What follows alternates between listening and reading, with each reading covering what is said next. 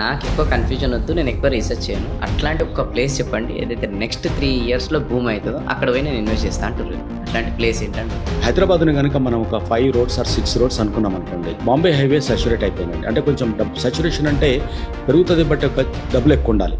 So ఇటు పక్కన తీసుకుంటే మళ్ళీ మేడ్చల్ రోడ్లో కూడా చాలా దూరం దాకా మనకు పోయినది కనబడుతుంది.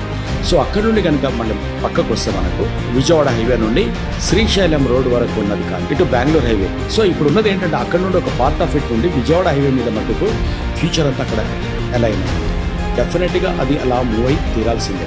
అండ్ అమరావతి డెవలప్ చేసిన తర్వాత అమరావతికి క్యాపిటల్కి ఉన్నటువంటి ఏకైక కనెక్షన్ విజయవాడ హైవేనే కాబట్టి అది డెఫినెట్గా అది గ్రోత్ అది కూడా ఇప్పుడు 6 to 8 feet 8 lane రోడ్ అవుతుంది. దీన్ని ఆనుకొని రైల్వే ట్రాక్ను గ్రీన్ఫీల్డ్ రైల్వే ట్రాక్ను కూడా డెవలప్ చేయాలని చూస్తున్నారు కాబట్టి this is going to be the best place for, అంటే ఇప్పటికీ చాలా చీప్లో దొరుకుతాయి మీకు.